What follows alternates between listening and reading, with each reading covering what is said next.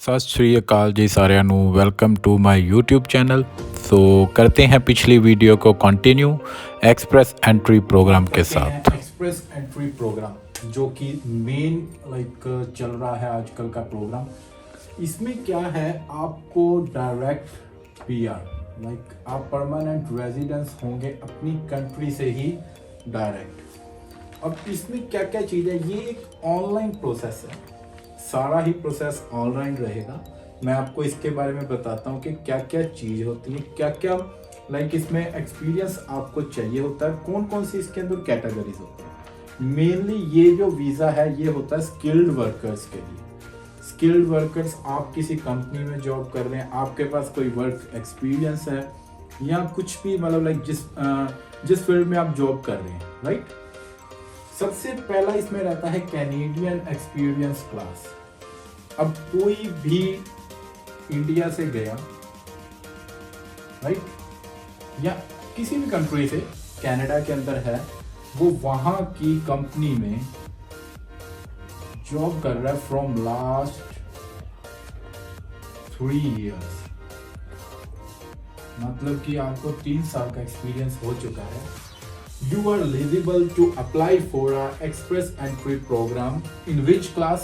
In Canadian experience class. Okay? So simple सी अगर हम बात करें, कोई भी फॉरेनर, कोई भी जो कनाडा सिटीजन नहीं है या जिसके पास परमानेंट रेजिडेंस नहीं है, वो कनाडा के अंदर पिछले 3 साल से किसी कनाडा की कंपनी में जॉब कर रहे हैं, तो वो एलिजिबल है एक्सप्रेस एंट्री प्रोग्राम में अपनी पीआर को फाइल करने के लिए। ये एक ऑनलाइन प्रोसेस है, आगे हम इसके बारे में डिस्कस भी करेंगे। जो सेकंड वन है वो है फेडरल स्किल्ड वर्कर प्रोग्राम। ये जो प्रोग्राम है ये किन के लिए है, जो आउटसाइड कनाडा है, ठीक है। सपोज कोई इंडिया में है, किसी कंपनी के अंदर जॉब कर रहा है, उसके पास अगर 3 इयर्स का वर्क एक्सपीरियंस है तो वो एलिजिबल है पीआर अप्लाई करने के लिए in express entry program in Canada. Okay. Third one, federal skilled trades and program. इसके अंदर क्या रहेगा, आपको एक particular field in Canada hiring चाहिए, मतलब कि आपके पास एक जॉब होनी चाहिए कनाडा के अंदर।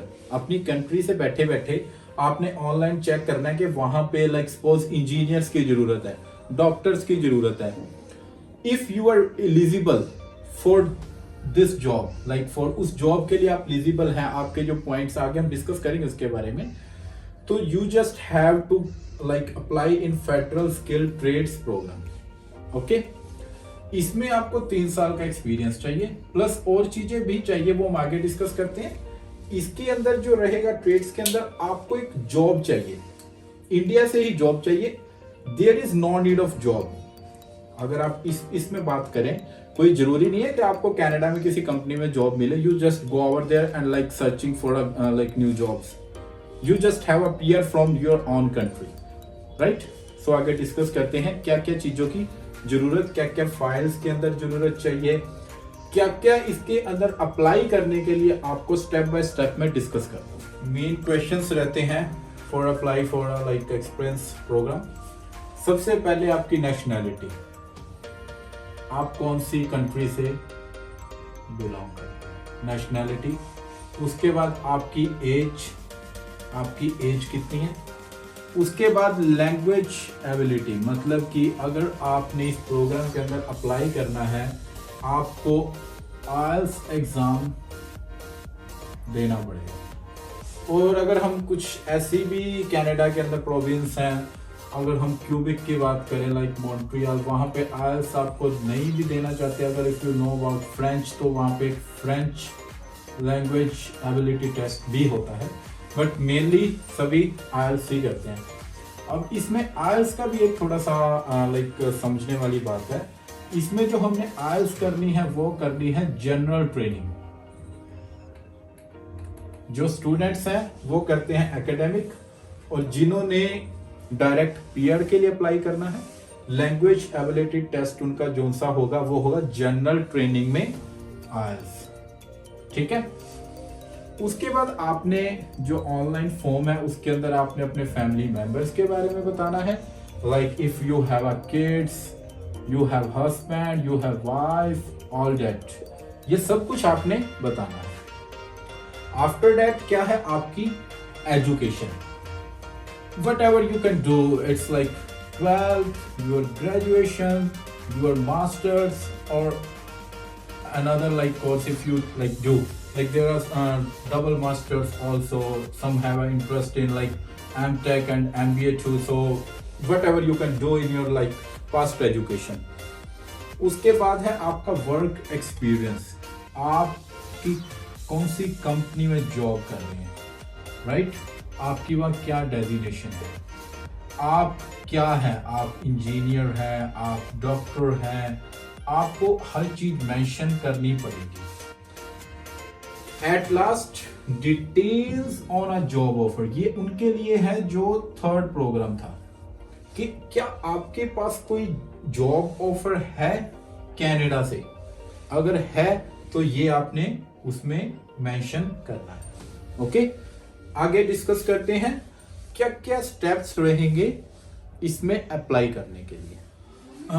चलो हम करते हैं स्टेप्स की बात। 4 स्टेप्स हैं, बिल्कुल इजी है। सबसे पहले आपने क्या करना है, find out if you are eligible. तो इसमें क्या क्या फैक्टर्स हैं जो आपने ध्यान में रखने हैं कि आपने अपने आप की एलिजिबिलिटी को चेक करना है। अब आप सोचेंगे कि एलिजिबिलिटी को कैसे चेक किया जाए, बहुत ही ईजी है। फर्स्ट ऑफ ऑल आपका एजुकेशन, आपका वर्क एक्सपीरियंस, आपकी age, and finally at last आपका आयल्स का स्कोर कार्ड। अब आप एलिजिबल हैं, ये कैसे चेक किया जाए? उसके लिए चेक यूर स्कोर। ये जो स्कोर है ना, ये सारी एप्लीकेशन जो एक्सप्रेस एंट्री की एप्लीकेशन है वो सारी इसी पे बेस्ड है। कनाडा के अंदर क्या है, हर प्रोविंस अपना अपना स्कोर निकालती है एप्लीकेंट्स के लिए कि वो कनाडा में पीआर के लिए अप्लाई करें। अब इस स्कोर को चेक करने का भी एक टूल है, CRS टूल। आप ऑनलाइन गूगल भी करेंगे, CRS कैलकुलेटर लिखें, आपके सामने एक प्रोफाइल खुलकर आ जाएगी जिसके अंदर की आपने कुछ चीजों को मेंशन करना है। वो क्या क्या फैक्टर्स हैं, आपकी एज, आपका वर्क एक्सपीरियंस, आपकी एजुकेशन, आपका आइल्स का score card, if you have any job offer letter in Canada. ठीक है, आपने वो चीजों को इसमें मेंशन करना है टूल के अंदर, and finally you just get your score. ठीक है, स्टेप 2 ये है। अब उसके बाद क्या करना है, आपने मंथली या जो भी उस प्रोविंस का सिस्टम है, can province is just like a state, जैसे इंडिया में हरियाणा, पंजाब, कर्नाटका, ऐसे स्टेट्स हैं। ठीक है, ऐसे ही प्रोविंस एक स्टेट है, जैसे अल्बर्टा है, ऑन्टेरियो है, क्यूबिक है। तो वो प्रोविंस, BC है, ब्रिटिश कोलंबिया, वो प्रोविंस एक स्कोर निकालती है। ये जो चीज है, गेट योर डॉक्यूमेंट्स रेडी, ये डॉक्यूमेंट्स आप शुरू से ही रेडी करने लग जाना जब आपने सोचा कि हाँ मैंने पीआर लेनी है कनाडा, मैंने मूव होना ही है अपनी फैमिली के साथ या अकेले। सो इसको पहले से ही रेडी रखा करो, क्योंकि आपके पास बहुत कम टाइम होता है जब आप स्कोर के मैच करते हैं। तो इसीलिए ये चीज पहले जो से डॉक्यूमेंट्स हो सकती है उनको रेडी करके रखो, जिनकी एट ए टाइम जरूरत है वो मौके पर देख लिया। उसके बाद आपने अपनी प्रोफाइल को फिल कर देना है। अब प्रोफाइल मतलब कि आपने अपनी एप्लीकेशन, आपकी जो ऑनलाइन एप्लीकेशन है, ठीक है, आपने उसको अप्लाई कर देना। उसके बाद क्या रहेगा, इंजीनियरिंग की है चाहे आप मेडिकल फील्ड से हैं, चाहे आपने PhD की है, या किसी भी प्रोफाइल से आपने अपनी स्टडीज कंप्लीट करके आप जॉब कर रहे हैं। ठीक है, आपने ऑनलाइन एप्लीकेशन को फिल कर देना है। तो ऑनलाइन एप्लीकेशन आपने जब फिल कर देंगे उसके बाद क्या प्रोसीजर रहेगा वो मैं आपके साथ थोड़ा सा डिस्कस कर देता हूँ।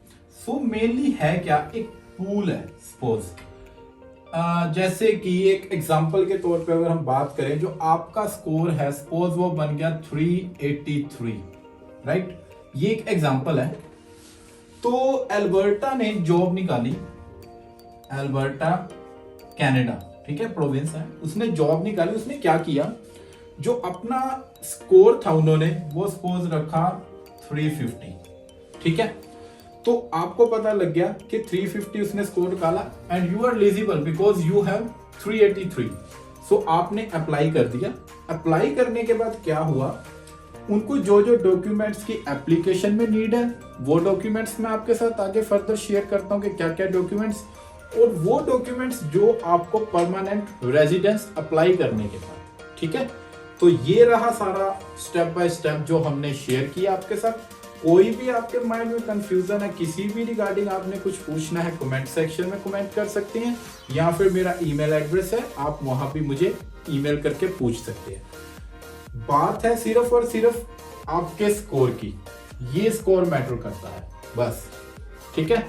सो चलो आगे फर्दर डिस्कस करते हैं क्या क्या डॉक्यूमेंट्स की जरूरत।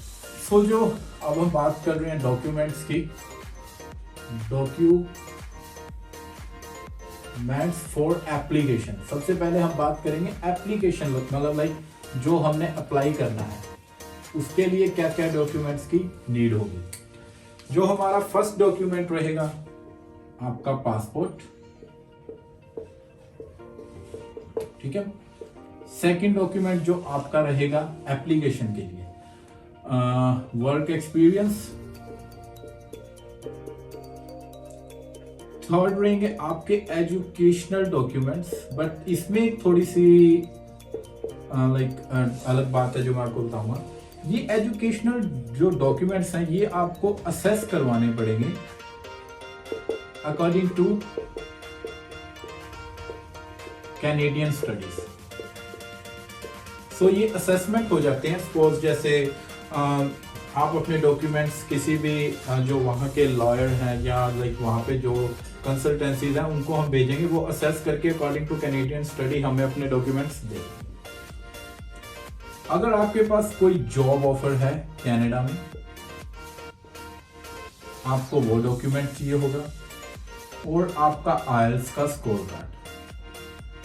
अब आईएलटीएस की बात करें तो ये डिपेंड करता है आपके स्कोर पे। सपोज अगर आपकी ये सब चीजें में ही आपका स्कोर कंप्लीट हो रहा है, लाइक पासपोर्ट तो इज नॉट लाइक इट्स। हाँ, एक बात और मैं आपको बताता हूँ, इसमें आपके एज के भी पॉइंट्स हैं। Suppose 25 to 30 years got 5 point, it's like not a exact points, मैं जस्ट आपको एक आइडिया दे रहा हूँ। 30 to 35 got 6 points, 35 to 40 got 7 points, and after that I think it start decreasing। मतलब कुछ ऐसा एक एज का भी पॉइंट फैक्टर होता है, स्कोर का फैक्टर है। आईएलटीएस में अगर आप 6.0 स्कोर ले रहे हैं तो सपोज आपको 10 पॉइंट मिलेंगे। इफ यू गॉट 6.5 तो ये 12 हो जाएंगे, शायद ऐसा कुछ होता है स्कोरिंग के अंदर, स्कोर जो आपका CRL स्कोर होगा ना उसमें। सो आईएलटीएस डिपेंड करता है like case to case. If you need more score to like reach the eligibility of pool, तो आपको आईएलटीएस में थोड़ा अच्छा स्कोर करना पड़ेगा। अगर 6.0 से आप जो स्कोर आपको चाहिए आप उसको अचीव कर रहे हैं, देन इट्स ओके। अब जो डॉक्यूमेंट्स जब आपकी एप्लीकेशन फाइल हो जाती है, राइट, उसके बाद क्या क्या डॉक्यूमेंट्स चाहिए परमानेंट रेजिडेंस के लिए। सपोज उन्होंने आपको एक्सेप्ट कर लिया, लाइक आपके पास ईमेल आ गई, you are eligible for apply a permanent residency in Canada. So क्या क्या डॉक्यूमेंट्स की जरूरत होगी उसके बाद, डॉक्यूमेंट्स फॉर परमानेंट रेजिडेंस। सबसे पहले वही सेम प्रोसेस रहेगा, आपको फॉर्म्स फिल करने होंगे। उसके बाद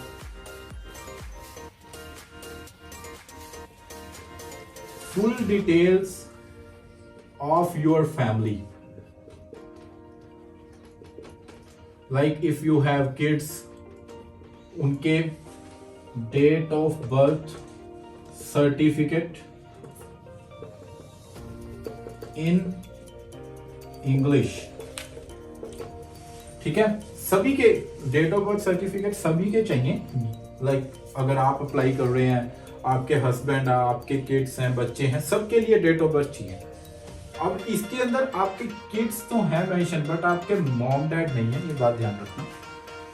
उसके बाद आपको PCC चाहिए, पुलिस क्लियरेंस सर्टिफिकेट। आपका मेडिकल सभी का, okay. And finally at last जो होगा, फॉर्म्स हो गए, फुल डिटेल्स, फैमिली किट्स हो गया, PCC हो गया, मेडिकल हो गया, और जो आपकी फीस रहेगी अप्लाई करने की, उसकी रिसिप्ट। ठीक है, इन सब डॉक्यूमेंट्स के बाद आपके बायोमेट्रिक्स होंगे। आपको बायोमेट्रिक्स के लिए जाना पड़ेगा। बायोमेट्रिक्स के बाद आपके पास आएगी PPR, पासपोर्ट रिक्वेस्ट, जिसका कि मैंने ऑलरेडी एक्सप्लेन कर दिया है कि इसके बाद आपने क्या क्या करना है। एंड उसके बाद यू गॉट योर वीजा। ठीक है, सो जो वीजा है परमानेंट का, इसमें क्या है, आपको वीजा मिलेगा, sticker visa, and you get COPR। एक पेपर होगा, वो क्या होता है, कंफर्मेशन ऑफ परमानेंट रेजिडेंस। और जो ये वीजा रहेगा, ये सिंगल एंट्री वीजा होता है। आप कनाडा जाएंगे, इसके ऊपर लाइक दिस क्रॉस लग जाएगा।